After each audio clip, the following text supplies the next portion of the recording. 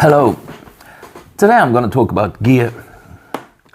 Because when you watch YouTube videos related to being outdoors in any way or form, whether it's just day trips or if it's camping or wild camping or multi-day hiking or whatever, you get the impression that you need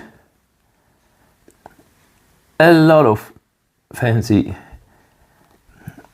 gear that's often quite expensive, and it needs to be the lightest gear, it needs to be the newest gear and all that kind of thing. And that is of course not true, because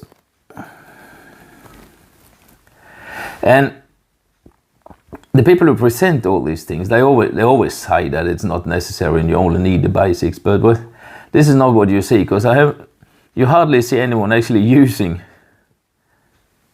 old stuff and stuff with a bit of history. And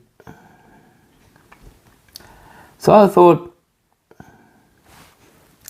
I might go through what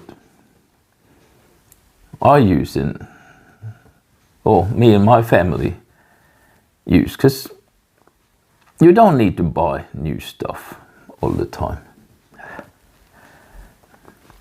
But of course, whatever gear, what gear you need depends on what you are doing. The gear you need it's very different if you want to go car camping through Europe, or if you want to go on a day hike or whatever. So I thought I'd start with car camping, because in only 2 weeks now we are gonna drive from Bergen to the south of France, close to the Spanish border. And that is quite a long drive, but it's something we do, or we have done every summer for the last 6-7 years. So I have a fair idea of how it works, and we always stay in campgrounds, because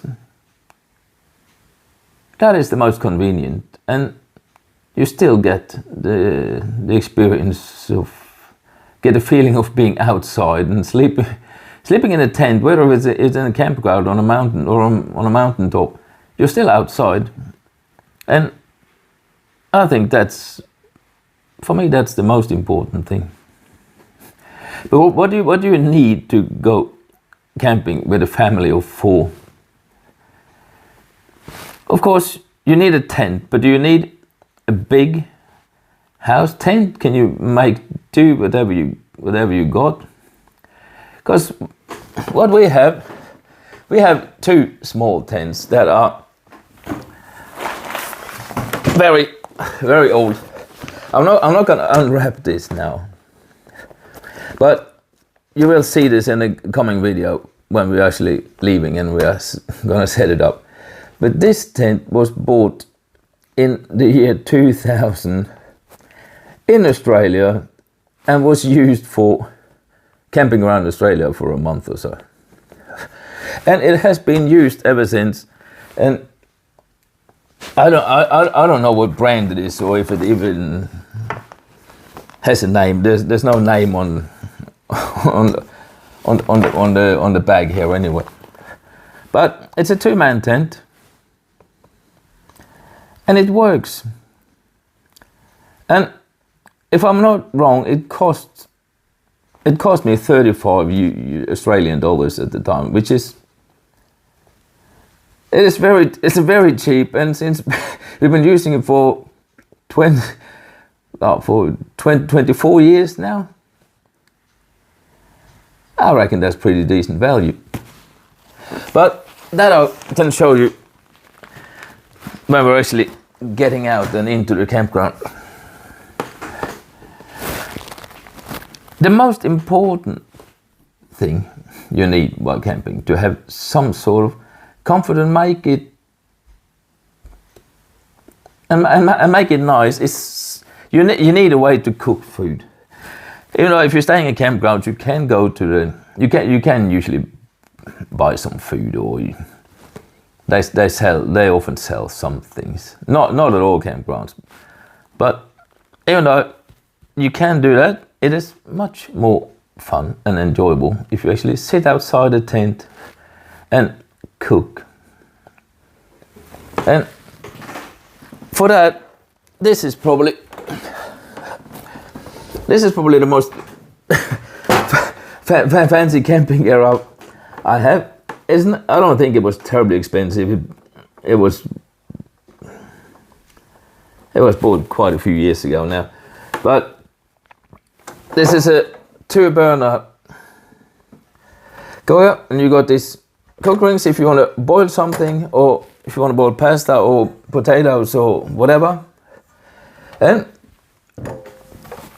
when you want to fry things, you just take off the rings and you put in on these square frying pan like things, and then you can fry your meat, you can make sausages, your fish, vegetables, whatever. A superb piece of equipment. It wouldn't work for anything else than car camping, because it is kind of big, and it requires that you carry a gas tank as well. And the luxury of going car camping is that you actually have room for a bit of stuff. So we also put this gas tank in the car. But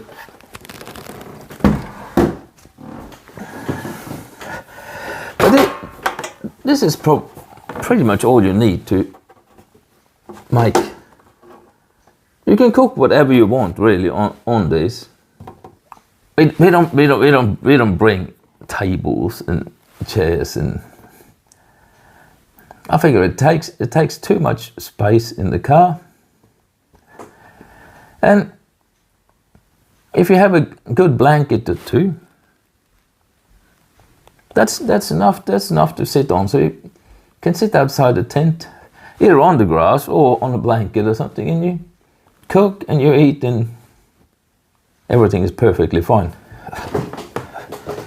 And to actually eat and cook, you need a few things, and everything I need is in this box. So I guess we can have a quick look at what's inside here. On top here is a foldable sort of, it's just a square plastic thing, which is supposed to be for washing dishes. But it's quite we don't really use it for washing dishes, but it's quite practical. So after you've eaten,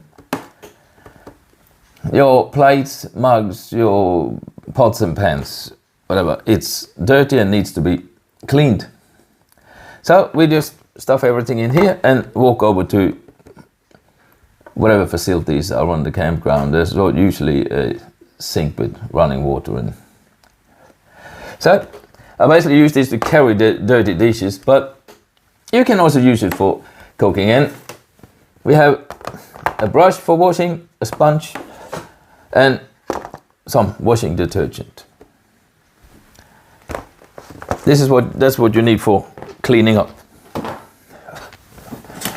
And the next here are some knives and forks to eat with.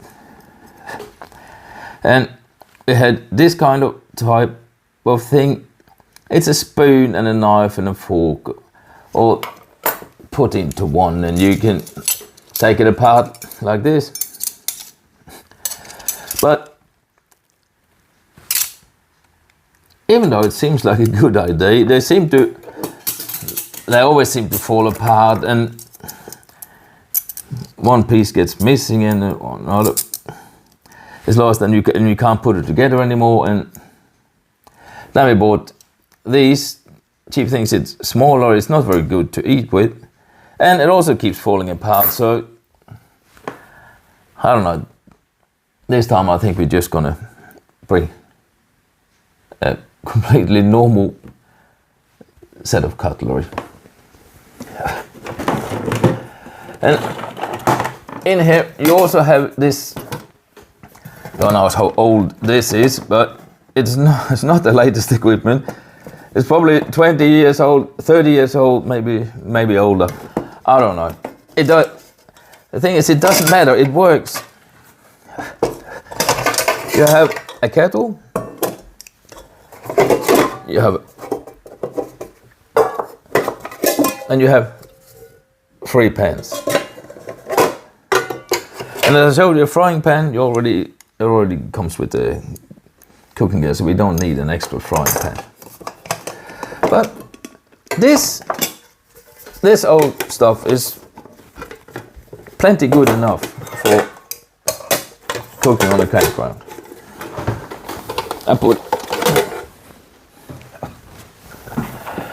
And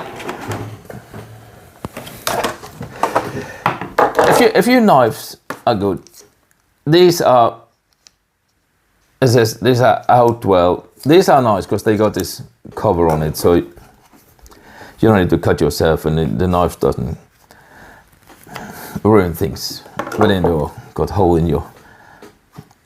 in your food bag or whatever. There's a bread knife, there's a bigger knife, and there's a small knife. This perfectly fine, and it lasts forever. Something you buy once and it's good enough. And there's a whisk, and a few utensils like this, like a ladle, and yeah, I don't know if you really need all of this. I see a spatula is missing, but so I'm gonna have to get that before we leave. And it's also nice to have a bowl, a plastic bowl, or not a bowl, to whisk things together if you want to make an omelette or a pancake batter or whatever. I see that's not in here at the moment, but we have. That's something we have, so I'm gonna put that in before we leave. And something to eat on. 4 cheap plates, 4 deep bowls, and there's supposed to be 4 white mugs as well, but 2 of them broke. But then during the winter, I found these. And these are plastic mugs that I remember from when I was a kid and we went camping when I was a child. So, and they are not broken. So instead of the 2 white mugs that broke, I'm just including these now. The last thing that's in here, which is quite practical, it's a chopping board. And I think that's pretty much all you need. At least that works for us. That's all we need. And it all comes in this, we get it all into this relatively small box. And another important thing is, because you need somewhere to store your food, and in summer it can be, you never know, but it can be warm. Let's hope it's warm. So you need a cooler.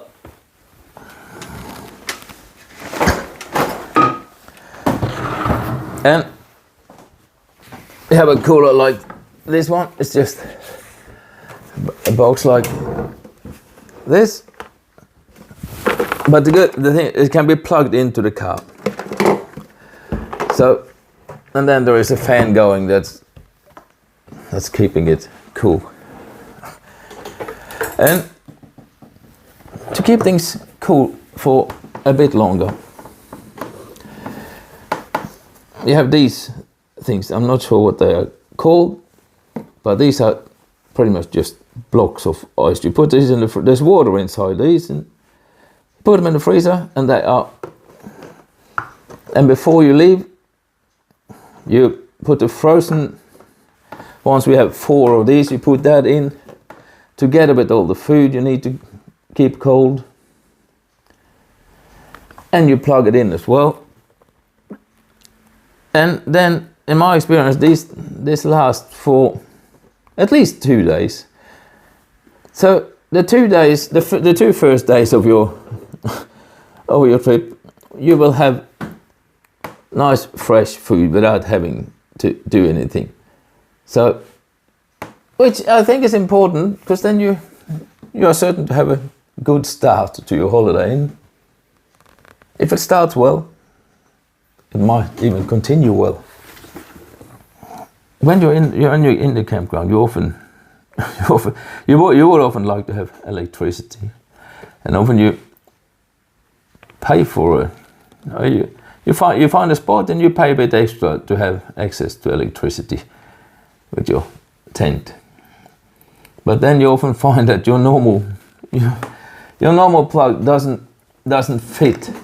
I'm not sure why campgrounds do this, but many places you need this kind of adapter to be able to use your normal charger to charge your phone or whatever it is you want to plug in. So if you want to go camping in Europe, bring one of these. You can always you can often buy them at the campsites, or you can buy them in, I don't know, many places that sell sort of electrical stuff or camping stuff or whatever. But it is a very good thing to bring. Before I end this talk about car camping, I'm gonna say a little bit about making the first few days of your trip as good as possible. Because when you're at home, you are planning the trip, then you have the opportunity to do a few preparations to make the first couple of days as good as they can be, so you get off to a good start. So before you go, decide what you want to have for dinner the first night on the camping, and buy all the ingredients and put them in. If you want to have burgers or whatever, keep the burgers frozen until the moment you leave, and then put them in. If they are frozen, they will help keeping everything else cool. And you have these ice blocks thing that keeps it cool, and that meat will last for a couple of days in there with no problem. And also, why don't make some preparations for the first breakfast, for example. And what I normally do is just make a sort of thick pancake batter and put it in a bottle. And what's better than sitting outside a tent in the morning on the first morning of your holiday, and you wake up, it's hopefully nice weather, and you can sit outside early in the morning and make pancakes and sit on the grass and just let it all sink in that your holiday is finally here and you're outdoors, and life is pretty good. And even a pretty decent life can be made better with pancakes. I could easily have ended this video with those wise words about pancakes, but I thought I'd just round it off with a few points. The main point is that you shouldn't be discouraged if you don't have the latest gear, or if you can't afford to buy everything, because you can make do with pretty much what you've got. That was the main point. It's often nice to use something with a bit of history as well, that you've got memories connected to. They can often make the experience even better. So if you have anything that you really need when you go camping like this, is it something that I haven't mentioned? Is it something completely different, perhaps? Or is it something with a lot of history that you like to bring along. Maybe not because it's the best gear in the world, but maybe just because it's got history and memories connected to it. Why don't you drop a comment and let everybody know?